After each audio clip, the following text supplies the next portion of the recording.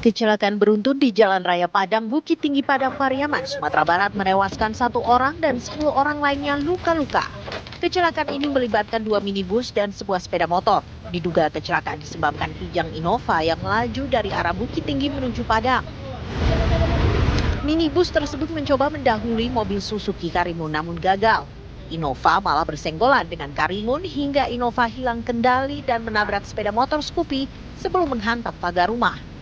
Sopir Innova meninggal di lokasi akibat luka parah di kepala. Korban tewas maupun luka dievakuasi ke Rumah Sakit Umum Daerah Padang Pariaman.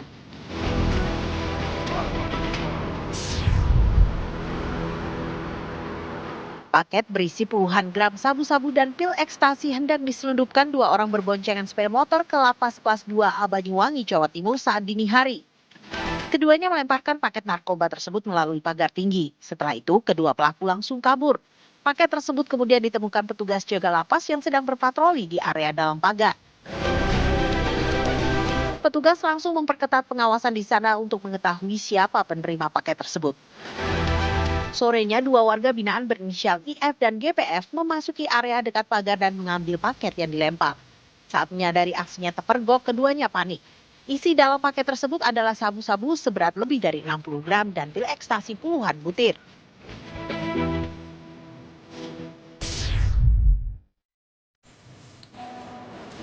Tumpukan sampah kembali menggunung di Pasar Andir, Bandung, Jawa Barat. Gunungan sampah sudah setinggi lebih dari 2 meter. Hal ini membuat gangguan berupa polusi yang mengakibatkan pembeli merasa risih untuk berbelanja. Para pedagang pun mengeluhkan kehilangan pembeli. Selain itu, belatung juga sudah bermunculan. Pedagang dan pembeli pasar berharap banyak pada pemerintah agar tidak lagi ada tumpukan sampah di Pasar Andir.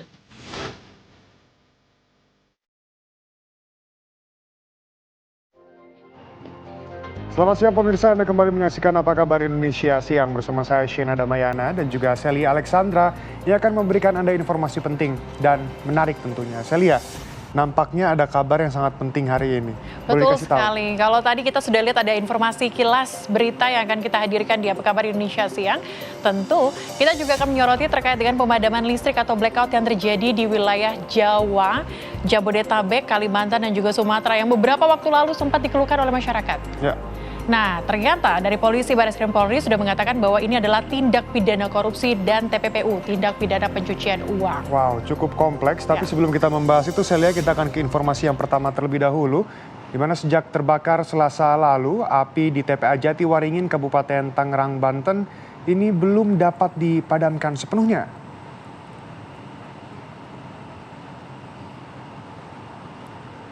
Petugas Gabungan Pemadam Kebakaran, BNPB, dan Manggala Agni ini menemui sejumlah kendala dalam pemadaman api seperti embusan kencang angin dan lokasi titik api. Gas metana terjadi dengan cepat di musim kemarau seperti saat ini akibat pembusukan cepat sampah-sampah organik.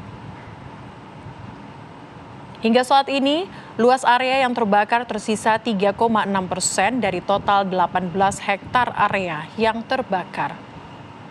Upaya pemadaman meliputi pemadaman dari darat maupun dari udara melalui metode waterbombing.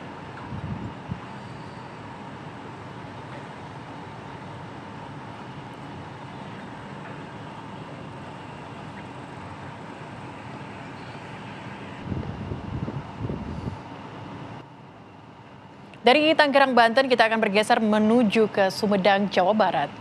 Ratusan pedagang di Pasar Cimalaka, Sumedang, Jawa Barat mencoba menghalangi upaya eksekusi pasar untuk proyek revitalisasi. Pedagang menilai belum ada kesepakatan dengan mereka untuk proyek tersebut.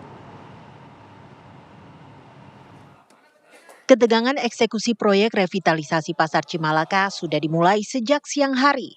Masa pedagang Pasar Cimalaka memblokade Jalan Nasional Bandung-Cirebon. Dampaknya jalur tersebut tak dapat dilintasi. Aksi massa langsung diadang anggota Polres Sumedang, Dinas Perhubungan, dan Satpol PP. Pedagang menyatakan mereka tidak menolak revitalisasi.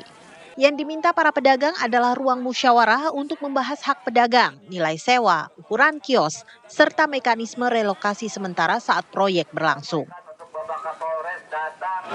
Saya sebagai ketua pasar memperjuangkan itu, bukan menolak revitalisasi. Dan yang disayangkan Bapak Kapolsek dan jajarannya tadi tidak mau mendengar akan hal itu. Ya, karena perintah atasan, saya karena perintah atasan. Sebegitu kakunya, dia kan manusia juga, punya anak keluarga, punya hati, punya nurani. Setelah saya paparkan semua permasalahan di bawahnya, kenapa nggak mau mendengar?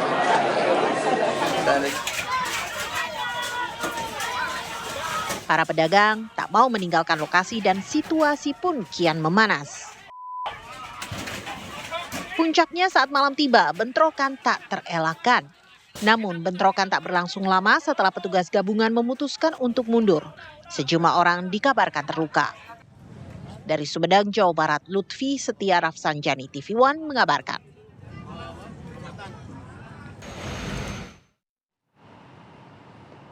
Pemirsa, kini kami ajak Anda menuju ke Pengadilan Negeri Jakarta Selatan tentunya untuk mengikuti lanjutan sidang pra-peradilan dari Roy Suryo.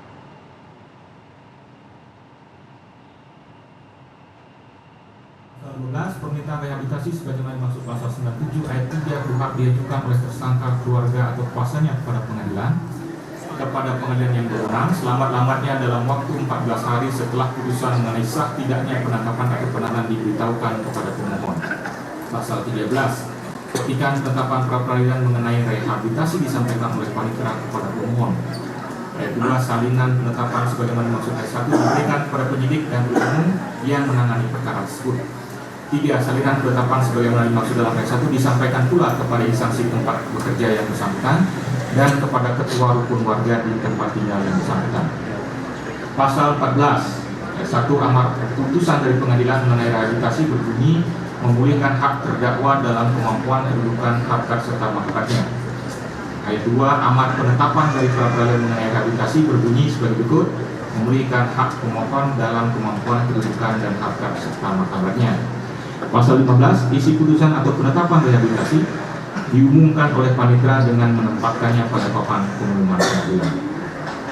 Menimbang bahwa oleh karena tata cara atau prosedur permintaan dan pelaksanaan rehabilitasi sebagaimana yang dimohonkan pemohon diatur secara khusus dalam peraturan perundang-undangan, maka pengajuan dan pelaksanaannya mengacu kepada ketentuan tersebut.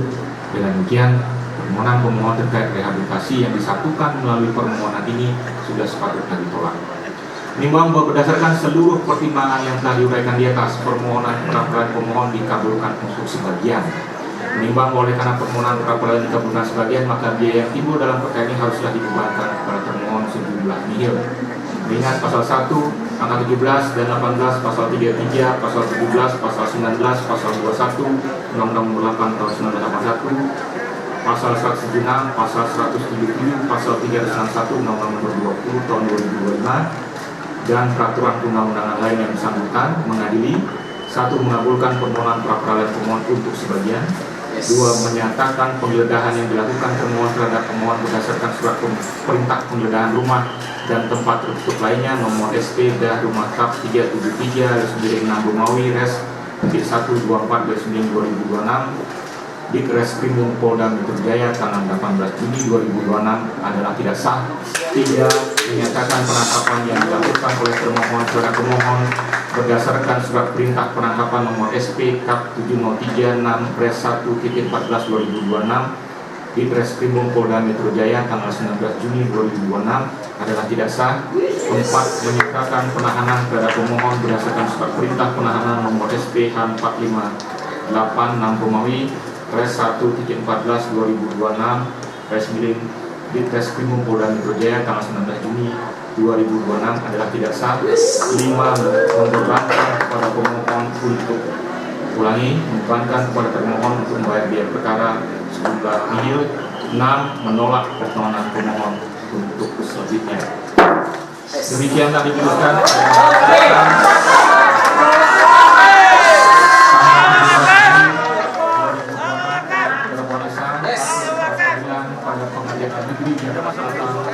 Dan diucapkan dari sidang pada hari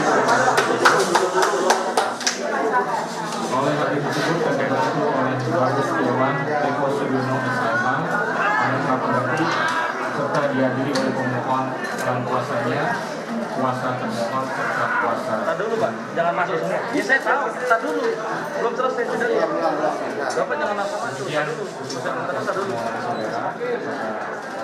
Pemohon, termohon, Hakim lagi silakan. Dengan selesainya pembacaan putusan ini, sebelumnya ini ada perbaikan sedikit ya. Kami berusaha menyediakan salinan putusannya sesegera mungkin nanti bisa diambil, tapi kami perlu waktu ya, sabar saja dulu. Setelah selesai pembacaan ini, maka kami nyatakan persidangan pra peradilan nomor 99 selesai dan tutup.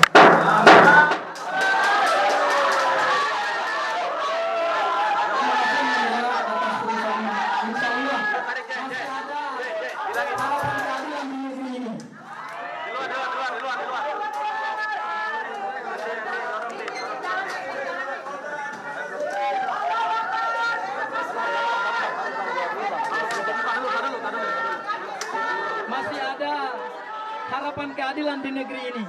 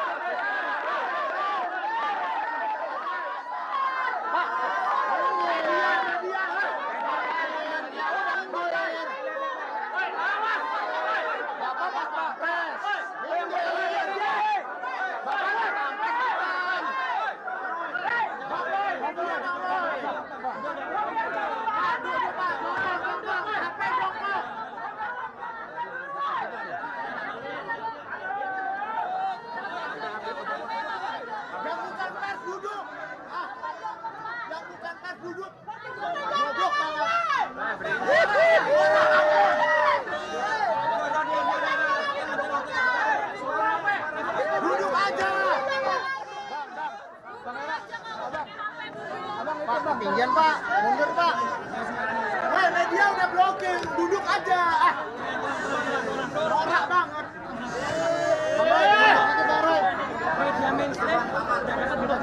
Bang, mundur dikit. Mundur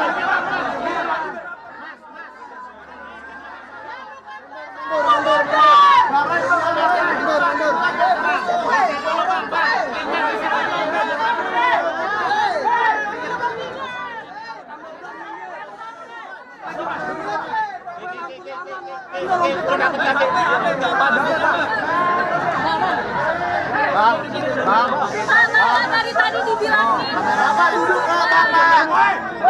Bapak duduk.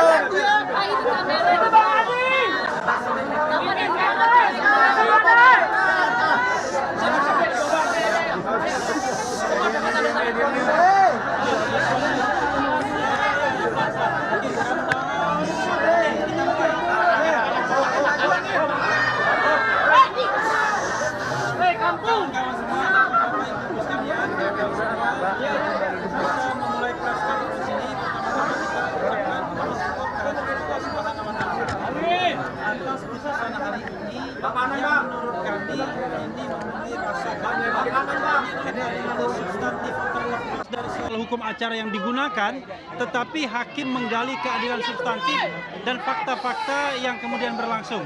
Karena itu untuk mensyukuri ini kita berikan kesempatan yang pertama kepada Mas Roy dulu untuk mengucapkan rasa syukur, dan kemudian nanti teknis-teknis hukumnya akan kami sampaikan, baik Pak Abdul Ghafur, saya maupun lawyer-lawyer lainnya termasuk Bu Soraya. Silakan Mas Roy menyampaikan apa yang ingin disampaikan. Bismillahirrahmanirrahim.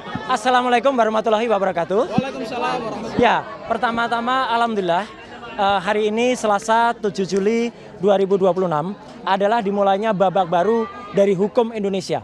Laboratorium hukum di Indonesia dengan menggunakan tata perundang-undangan yang baru, meskipun tadi pertimbangannya tetap menggunakan yang lama, itu sudah kita mulai hari ini. Dan tentu saja sama seperti tadi yang Bang Refli sampaikan, kita yang pertama patut bersyukur kepada Tuhan Yang Maha Kuasa, Allah Subhanahu wa Ta'ala, yang telah dengan secercah harapannya memberikan kita semangat, memberikan kita asa, memberikan kita niat untuk memperbaiki hukum negeri. Ini hukum bukan untuk saya, bukan untuk Roy Suryo dan tim kuasa hukum Tokham yang hari ini mendampingi saya, tetapi adalah untuk kita semuanya. Juga untuk sahabat-sahabat pejuang kami yang ada di seberang sana, yang ada untuk Bu Dr. Tifa, yang ada untuk Bu Kurnia, yang ada untuk Mas Rustam, dan juga untuk Pak Rizal Fadilah. Ini adalah untuk kita semuanya. Yang kedua, kami ingin mengaturkan terima kasih atas kebijakan yang luar biasa, pertimbangan kepada hakim tunggal. Ya, kalau tidak salah namanya Pak Ketut. Ya, kalau tidak salah. Terima kasih Matur Suksma Pak Ketut atas pertimbangannya yang sangat luar biasa. Jadi itu benar-benar sesuai dengan fakta persidangan. Saya nggak perlu ngulangi lagi fakta persidangan yang ada, ya. Dan saya juga mengaturkan terima kasih kepada keluarga saya, ya, istri tercinta, dan juga para kuasa hukum. Di sini ada Mas Refli Harun, ada Mas Abdul Ghafur Sangaji, ada Pak Yasena, ada Bu Soraya, ada Pak Ristan, dan ada semua dalam tim Tokham. Jadi tim Tokham adalah bukan hanya terbatas itu saja. Silahkan untuk teman-teman kuasa hukum yang lain, untuk lawyer yang ingin bergabung, silakan. Kita bersama-sama ingin menegakkan kebenaran. Dan insya Allah hari ini kita mulai dengan langkah kecil untuk suatu langkah yang lebih besar. Dan tentu saja kepada seluruh media, baik media mainstream maupun media alternatif, YouTuber yang terus membersamai, dan tidak luput, terakhir saya aturkan terima kasih kepada seluruh masyarakat Indonesia yang diwakili oleh ibu-ibu, mak-mak, dan juga bapak-bapak pejuang yang ada di semua, dan organisasi pemuda yang ada, ya, yang terus membersamai selama ini. Kami tidak akan meninggalkan kalian semua, KNPRI, ARM, Forum Aksi, dan juga yang lain, ya. Kita tetap berjuang bersama. Jadi nanti, ya, pertimbangannya adalah nanti teknis akan disampaikan oleh Mas Refli. Dan jangan lupa, ya, ini kita akan tetap memperjuangkan nanti ketika hari Jumat itu akan ada pra-peradilan yang kedua. Pra-peradilan kedua itu ada hari Jumat, dan itu apa isinya nanti akan disampaikan. Dan saya juga ingin sampaikan, hari ini kita menyelesaikan pra-peradilan di Jakarta Selatan. Kita juga akan mengikuti nanti perkara pokok itu di Jakarta Timur. Tapi kemarin kita mengajukan gugatan, ya, PMH itu apa sih? Perbuatan melawan hukum di Jakarta Utara terhadap seorang namanya Lecu Manan.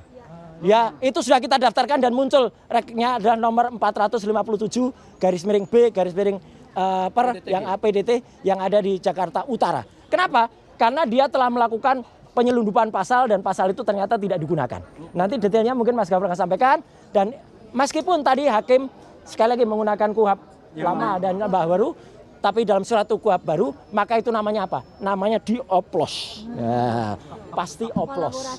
Ini oplos sih. Ya, oplos dan kolaborasi. Gitu ya. Oke, kita dengarkan dulu, ya. Karena putusannya seperti ini, ya, oplos. Maka saya pakai kata oplos. Silakan, Mas Refli. Makasih, ya. Mas Roy. Ya, oke. Ngadep kamera, ya. Oke.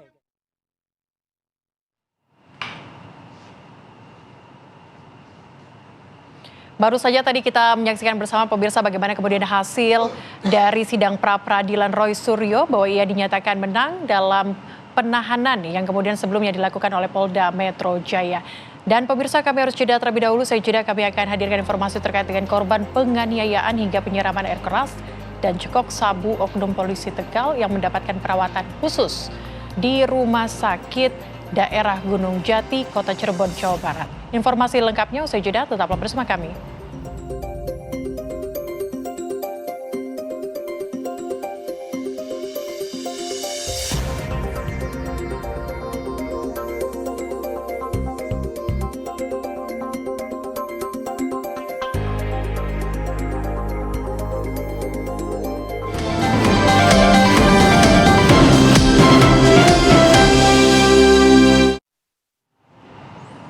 Anda kembali bersama kami pemirsa. Seorang santri di Lombok Tengah, Nusa Tenggara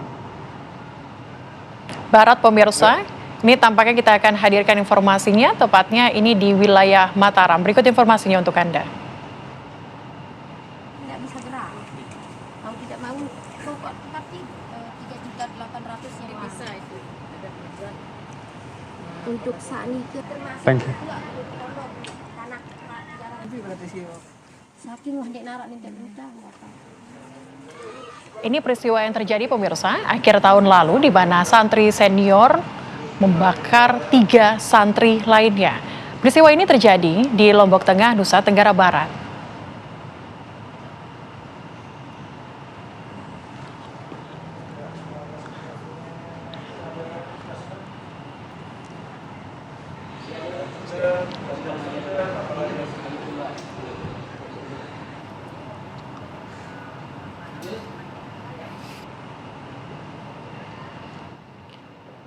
Santri senior pemirsa tampak tak terima ditegur oleh pengasuh pondok pesantren sehingga kasus ini kemudian berakibat fatal tersebut.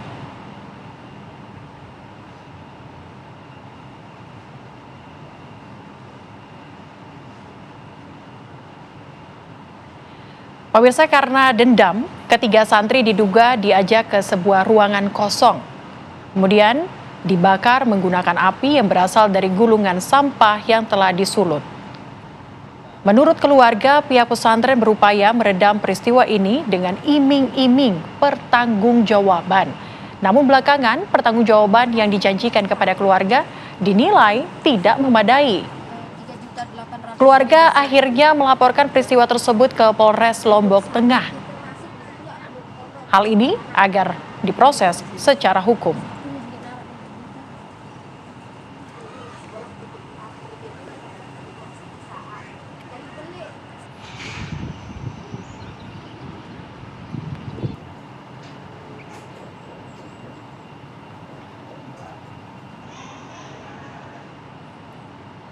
Sementara itu pemirsa, korban dugaan pembakaran santri di Lombok Tengah, Nusa Tenggara Barat dibesuk Kapolda NTB bersama Kepala Kantor Wilayah Kementerian Agama NTB. Said Al-Hudri masih harus duduk di kursi roda untuk beraktivitas akibat luka bakar yang parah meski sudah 6 bulan berlalu. Bocah desa Setiling, Batuk Liang Utara tersebut merupakan salah satu dari 3 santri yang dibakar sesama santri di Ponpes Roshidatus Solatiyah Al-Ibrahimi. Kejahatan tersebut terjadi pada Desember 2025, namun hingga saat ini belum ada pengasuh Ponpes yang datang menjenguk korban. Mereka juga tidak membiayai pengobatan para korban. Kapolda NTB pun menjanjikan pengobatan korban hingga tuntas oleh instansinya. Untuk itu, korban akan dirawat di Rumah Sakit Bayangkara Mataram. Sedangkan, untuk proses hukum, polisi sedang merampungkan pemeriksaan dan akan mengumumkan tersangka pada Kamis lusa. Kejahatan di Ponpes ini mengakibatkan 1 santri meninggal dunia dan 2 santri lainnya luka bakar hingga cacat permanen.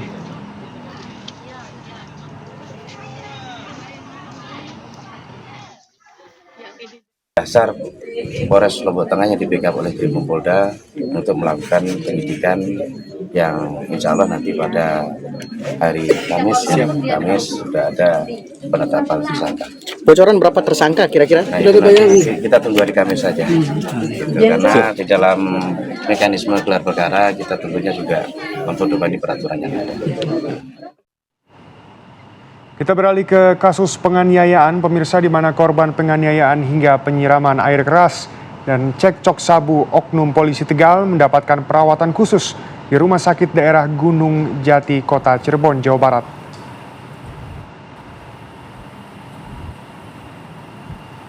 Korban menjalani perawatan di ruang rawat umum usai dilakukan observasi terkait luka bakar yang dideritanya. Bahkan luka yang mendera separuh tubuhnya tersebut terus mengeluarkan air. Diketahui M mengalami luka bakar usai disiram air keras oleh Aibtu N, suami sirinya pada September tahun lalu. Sejak lukanya kian parah, M bersama dengan keluarganya melakukan perawatan hingga 11 kali di Rumah Sakit Gunung Jati, terdiri dari 3 kali rawat inap dan 8 kali rawat jalan. Saat ini, M pun masih terdaftar sebagai pasien rawat inap setelah kemarin tiba di Rumah Sakit Gunung Jati. Sementara untuk mempercepat proses penyembuhan, M ditangani sejumlah dokter spesialis hingga bedah plastik.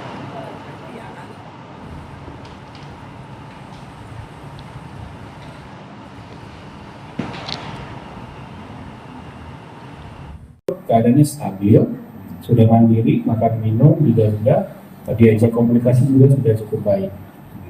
Jadi saat ini tadi saya juga berkoordinasi dengan tim bahwasanya saya ini ganti perban 2 hari sekali ganti perban dengan tujuan supaya jaringan yang baru atau kulit yang baru itu bertumbuh.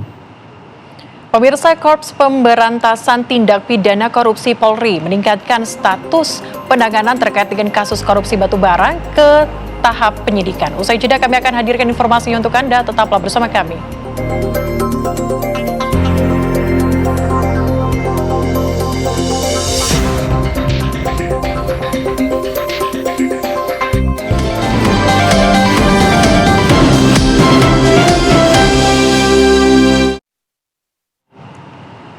Pemirsa, Anda kembali bersama kami di Apa Kabar Indonesia Siang. Korps Pemberantasan Tindak Pidana Korupsi Polri meningkatkan status penanganan dugaan korupsi dalam pengadaan dan penggunaan pasokan batu bara untuk pembangkit listrik tenaga uap ke tahap penyidikan.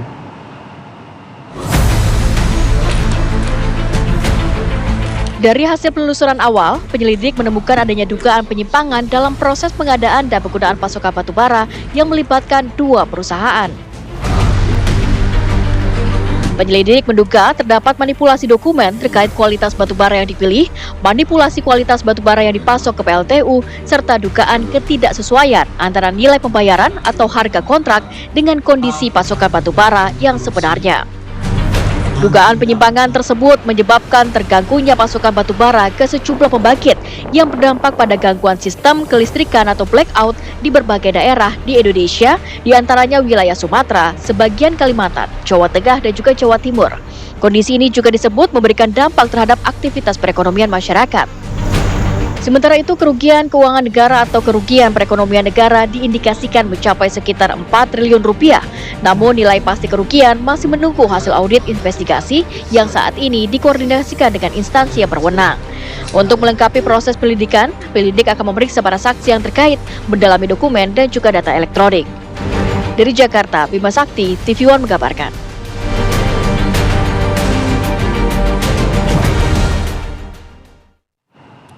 Dan pemirsa, untuk membahas terkait dengan hal ini kami akan ajak Anda bergabung dengan Yudi Purnomo, mantan penyidik dari KPK. Selamat siang, Mas Yudi. Siang, Mbak dan Mas. Oke, Mas Yudi, bagaimana kemudian tanggapan Anda melihat kasus dugaan korupsi batubara yang juga ini adalah kasus dugaan TPPU begitu, yang naik ke tahap penyidikan? Ya, saya pikir ini merupakan hal yang positif dan kita apresiasi kepada Polri ya, yang mampu membongkar kasus dugaan suplai ataupun pasokan terhadap batu bara untuk PLTU ini ya. Karena pertama dari sisi modus ya, modusnya itu kan bagaimana kualitas dan kuantitas dari batu bara tersebut tidak sesuai dengan spek.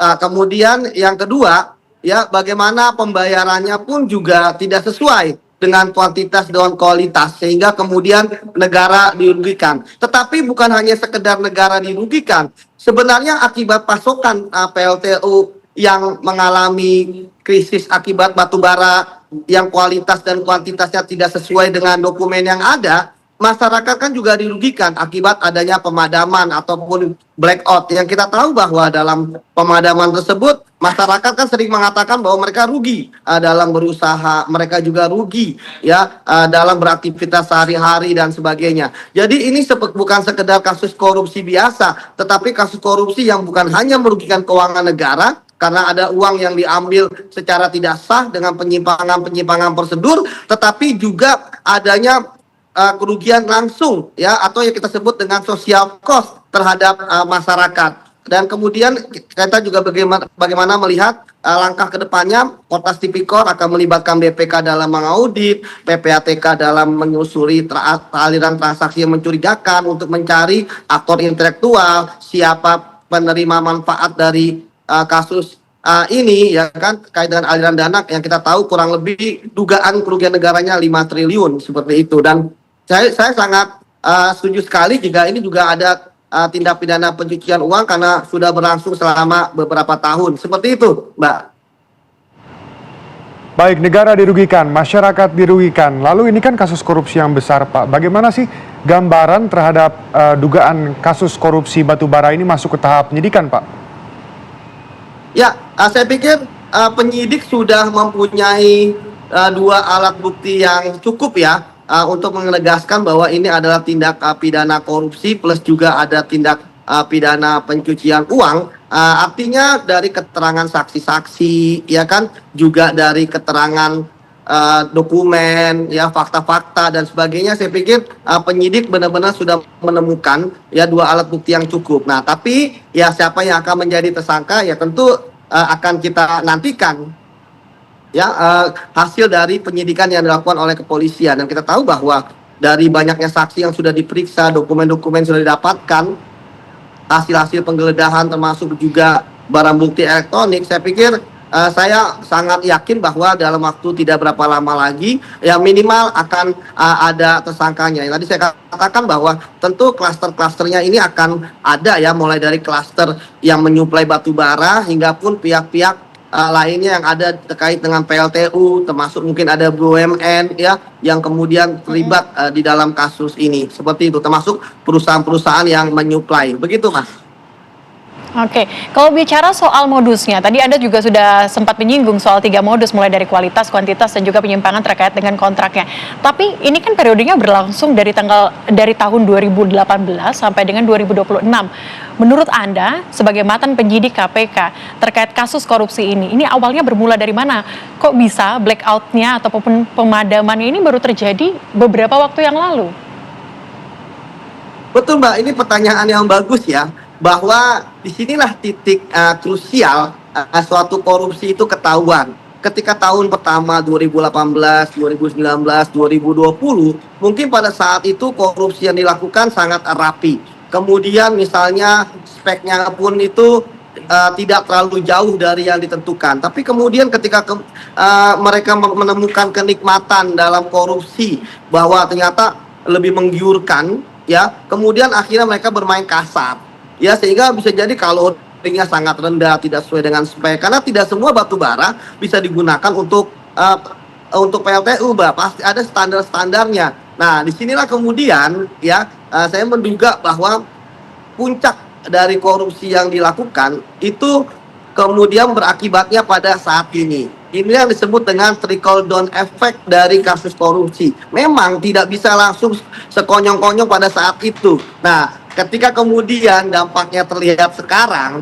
ya, akhirnya blackout terjadi di beberapa tempat, baik itu di Sumatera, Jawa maupun di Kalimantan. Akhirnya ketika teman-teman kepolisian menelusuri, akhirnya dapat dugaan bahwa wah, ternyata harusnya misalnya kalau dalam SOP ketika batu baranya suplainya benar, kuantitasnya, kualitasnya sesuai yang standar, maka tidak akan terjadi seperti ini. Artinya bagi saya ini adalah multiple efek dari kasus korupsi yang terjadi sebelumnya. Karena nanti kan BPK tentu akan menelusuri, akan mengaudit ya.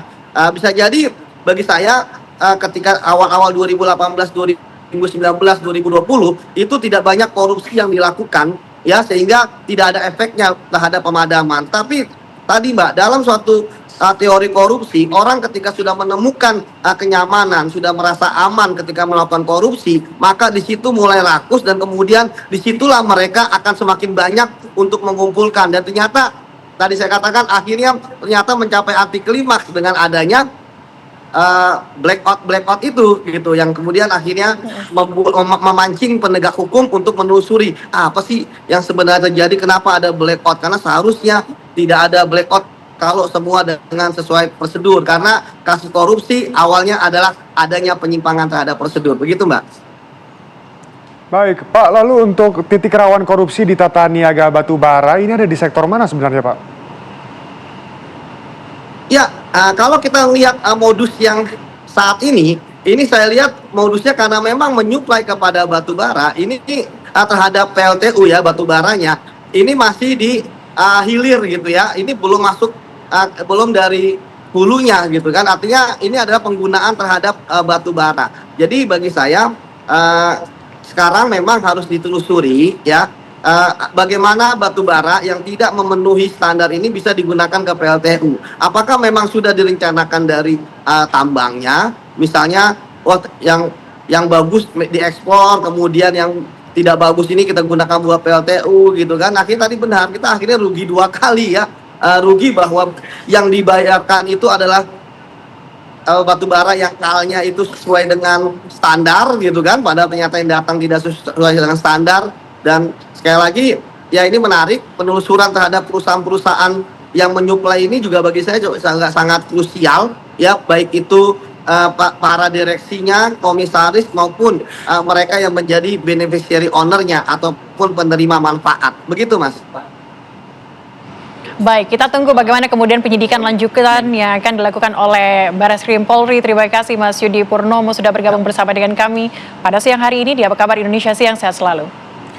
Pemirsa, Perdana Menteri India Narendra Modi melakukan kunjungan kenegaraan ke Indonesia, pemirsa, dan juga ini pada 6 hingga 8 Juli 2026. Dalam kunjungannya kali ini, Narendra Modi akan menyambangi tentunya Jakarta dan Yogyakarta. Kabar selengkapnya saat lagi, tetap bersama kami.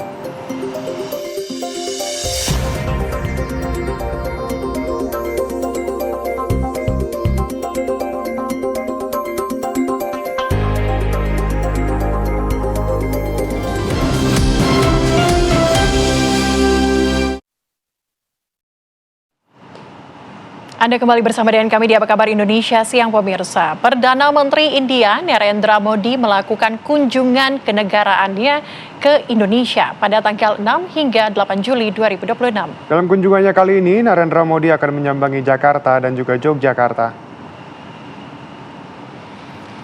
Perdana Menteri India tiba di Bandara Halim Perdana Kusuma pada Senin sore.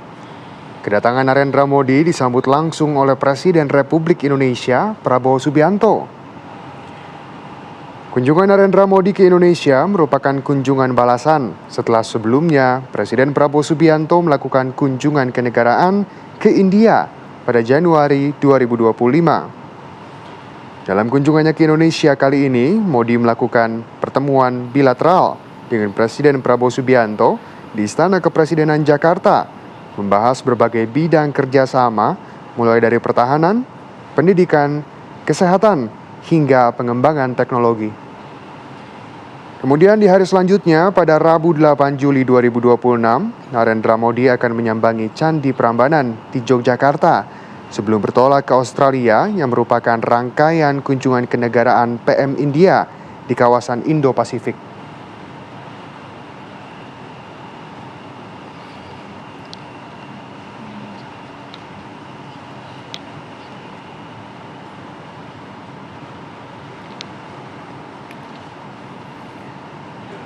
Sementara itu, pemirsa, dalam kunjungan bilateral India dengan Indonesia, sejumlah kerjasama disepakati oleh pemerintah kedua negara. Pemerintah Indonesia dan India sepakat untuk menghubungkan wilayah kedua negara melalui pembangunan pelabuhan Sabang di Aceh ke Kepulauan Andaman dan Nicobar. Selain itu, terdapat pula kerjasama lain seperti bidang ekonomi yang dapat membantu menunjang pariwisata kedua negara, yaitu pembayaran menggunakan sistem Quick Response atau QR. Nantinya, pelancong dari India yang datang ke Indonesia maupun sebaliknya bisa menggunakan QR saat melakukan transaksi pembelian. Saat ini, baru 6 negara yang mendukung pembayaran KRIS Indonesia, yaitu Thailand, Malaysia, Singapura, Jepang, Korea Selatan, dan Cina. Thank you, Your Excellency. Guna memperkuat kerjasama sektor keuangan, kami menyambut baik kemajuan pembahasan sistem pembayaran lintas batas berbasis QR, cross-border QR payment linkage antara Indonesia dan India. Sistem ini diharapkan dapat meningkatkan efisiensi transaksi sekaligus memperkuat ketahanan sektor keuangan.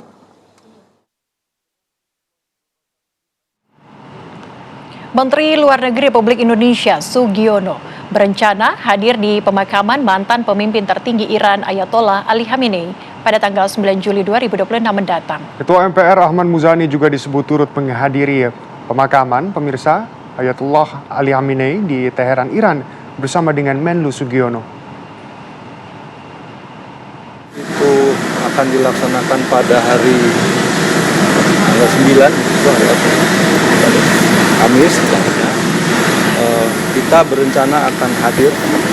Ini kami masih menunggu jawaban waktu dan tempat di mana kita bisa menghadiri acara pemakaman tersebut.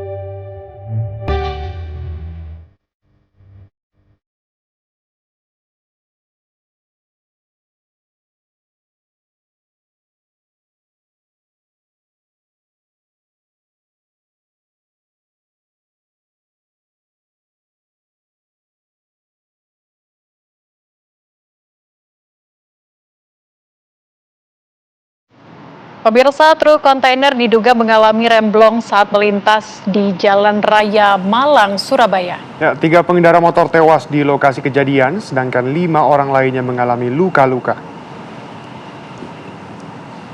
Rekaman CCTV memperlihatkan truk kontainer yang melaju dari arah Malang menuju Surabaya dan tiba-tiba tak terkendali diduga akibat remblong. Truk kemudian menabrak truk tangki air serta sejumlah sepeda motor yang tengah menunggu lampu hijau di perempatan. Jenazah para korban dievakuasi ke Rumah Sakit Pusdik Porong. Sementara para korban luka dilarikan ke rumah sakit terdekat untuk mendapatkan perawatan.